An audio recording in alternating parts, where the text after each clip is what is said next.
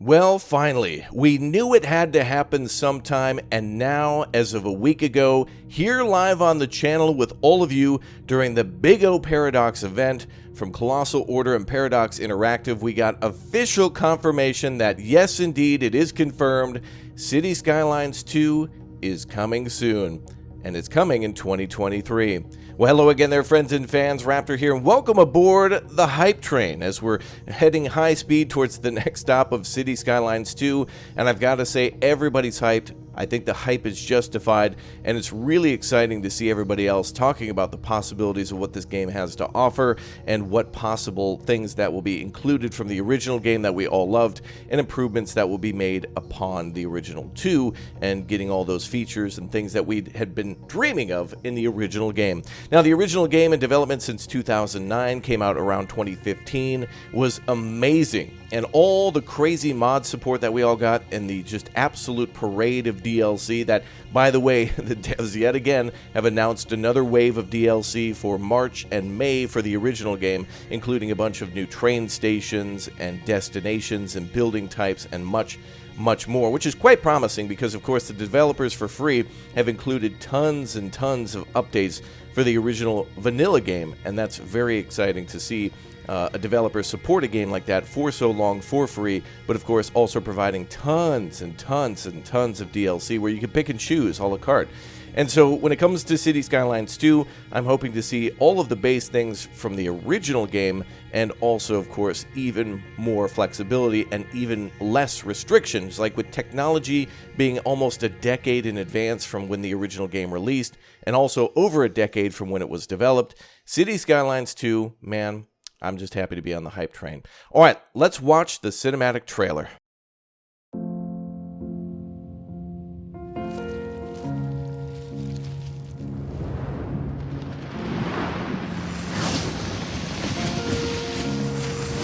It's time to start from the beginning.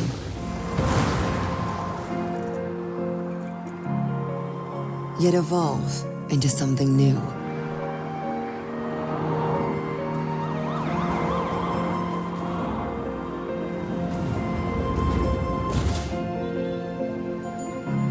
This city has a story.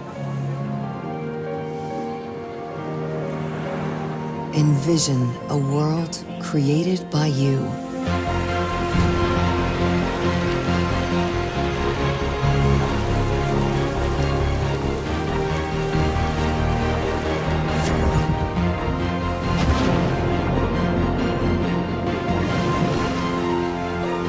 Your chance to shape the future.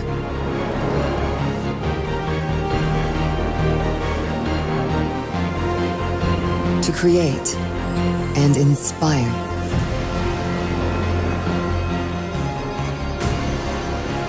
Expand way up high and bring life to your creations. New worlds to explore and pursue.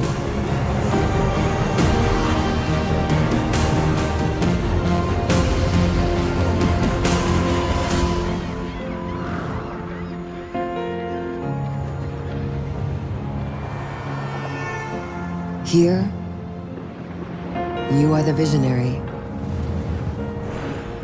You are the creator. You make cities. Now, with a lot of hype comes a lot of concern, too. I hate to be realist, but honestly, when it comes to companies like EA and Paradox, you always think to yourself when they're coming out with a sequel for one of their highly anticipated games, such as The Sims, or in this case, Cities Skylines 2, the question is, what features will be absent from the original launch or day one launch of a sequel that the original game had? What types of things will not be here that might possibly come later in a DLC that might possibly create some controversy. I hope that's not the case, but there are a lot of things about the base game that I absolutely love that were improved by DLCs, but I think could have always been a part of the original game, especially with a triumphant success like that. But you know, companies are companies and money is money, and at least this development has helped Paradox and also Colossal Order to make more DLCs and more games in terms of Paradox, many other games too. And so, although, you know, this game has a ton of DLCs, it's also helped other games to be developed and published, and that's a good thing overall. You don't necessarily think of it that way, but yeah, when it comes to great things that this game might have that the other previous game did not, I think the first and foremost thing that smacks you right in the face is the whole seasonal transition, seeing first a raindrop and then snowflakes. And it'll be quite interesting to see how the game deals with the city building in a, well, summer to winter transition.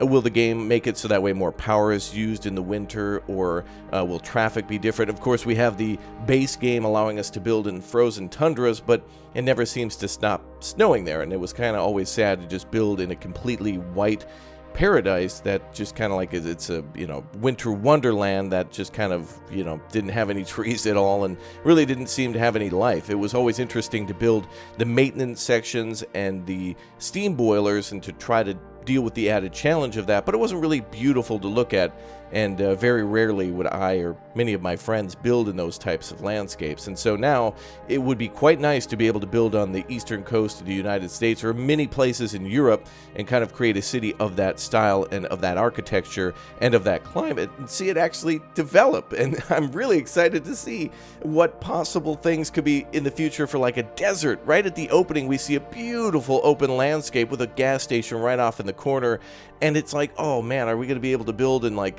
you know, the American West with like all the different climates that are cold for deserts, and you know, to create a massive city like New York or Boston with all the challenges of those cities too that perhaps the original game couldn't deal with, like for example traffic going into all the lanes and not one. City Skylines, I'm looking at you, well, obviously. But anyway, yeah, I'm just excited, and I love this opportunity to just talk about all the things that are possible. Even if things are already confirmed, I always feel like there's, you know, something that could come along in terms of confirming that something that's confirmed is then confirmed differently. You know what I mean? Like right now, the devs have confirmed that there's like, it's single player, right? But maybe one day we'll get multiplayer. It's pretty confirmed, like 99.9% that we won't. But hey, you know, we could always hope and dream, and, you know, there's always the opportunity for something like that in a game like this.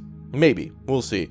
But yeah, the hype train is real. I'm happy to be aboard it. I really can't wait to see all the things that return from the original game. The ease of building like bus stations and interconnected city bus and tram lines, and of course all the options to build buildings. And I hope things from other games come into that. Like for example, when we build a hospital, I hope to see what we saw in SimCity 2013 of the ability to add modules onto that hospital or that school or that power plant. So that way, instead of having to build a nuclear power plant next to the nuclear power plant next to the nuclear power plant, it would be quite amazing to just add reactors and change the facilities in which they're built on rather than building more buildings. Now, a lot of things in this game are, you know, plopped or grown. You know, buildings can grow, and of course the original game allows us to put down a residential district, and then adding some parks makes it then medium density. If you know, increase the roads and make things accordingly, then you'll have buildings that are according to those standards. And I hope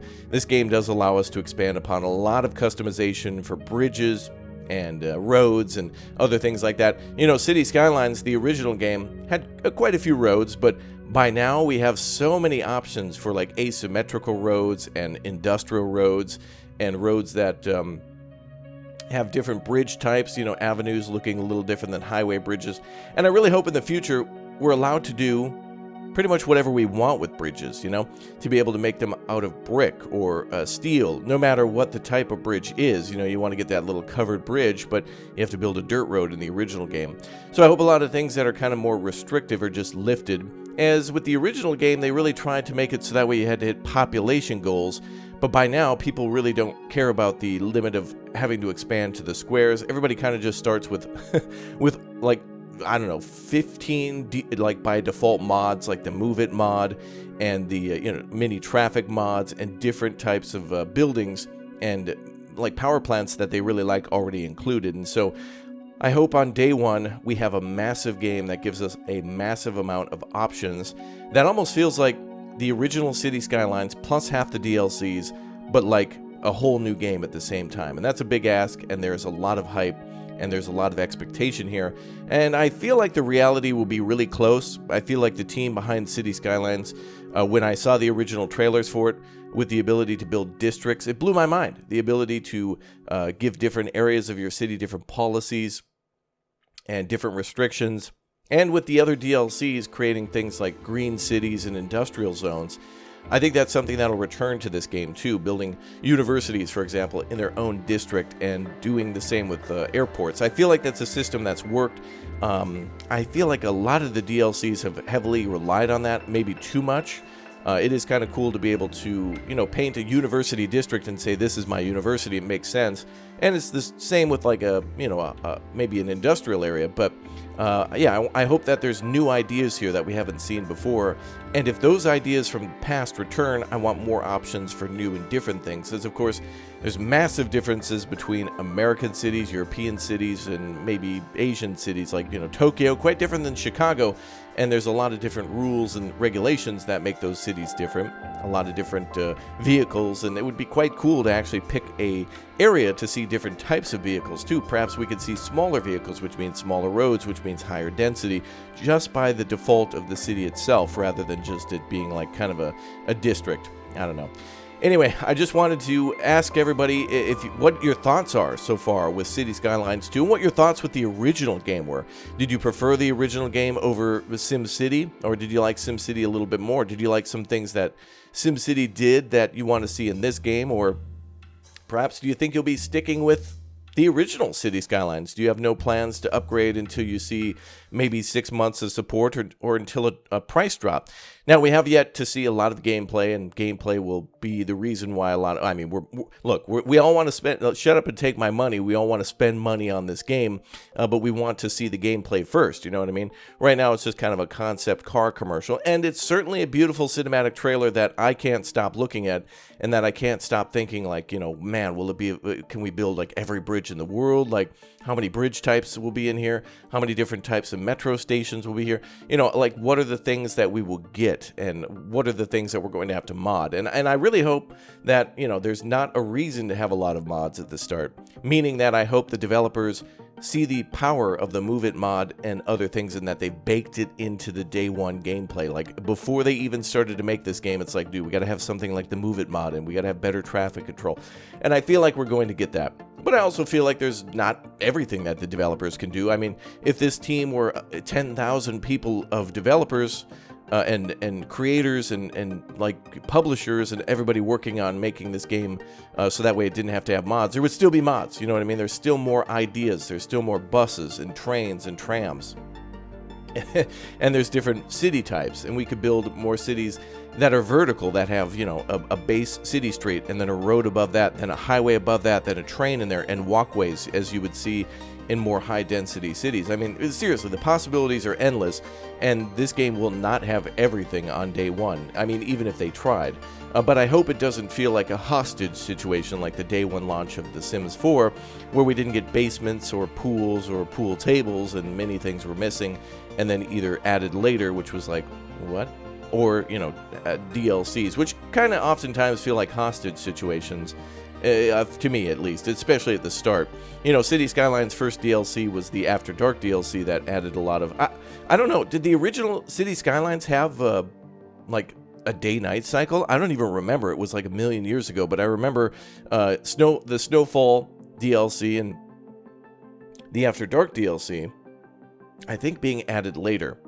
I can't necessarily recall, but you let me know. But yeah, I'm just super hyped for this game, and the hype train's real, and I want to welcome everyone aboard on the hype train. So yeah, at the end of this video, though, there's going to be a little bit of a trailer for what's coming for City Skylines' last hurrah, and I hope everybody shares their favorite memories and their favorite DLCs. Whenever I'm playing City Skylines as well, people often come into the chat and will ask me what my top 3 favorite DLCs, or what really are required for the original game. And in no particular order, I always say the Mass Transit DLC, the Industrials DLC, and then maybe even the School DLC, because the nicest thing about this game, the original game, with all the DLCs, is how you can really truly care for the people of the city and give them lives that are meaningful and worth living.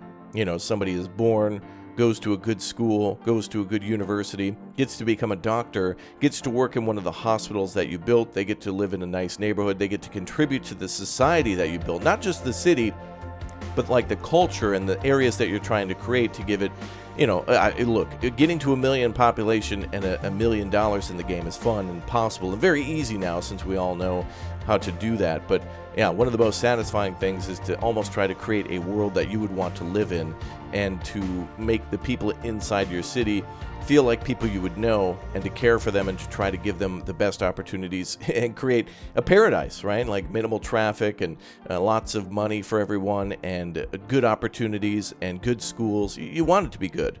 But, you know, with this game's trailer, it shows that the roads not always are often good or, you know, perfect. And there's a long way to go till we see some gameplay, until we get our hands on Cities. Even if it was tomorrow, look, I'd tell you it's a long way to go. Could you imagine just having to wait 24 hours for this game? The last 24 hours are going to be painful. So come on back and let me know your your hype when we get closer, and let me know what you think of the gameplay once you see it. All right, everyone, that's it for now. Thank you very much for watching. Let's watch the last City Skylines DLC hype, and I'm out. Bye.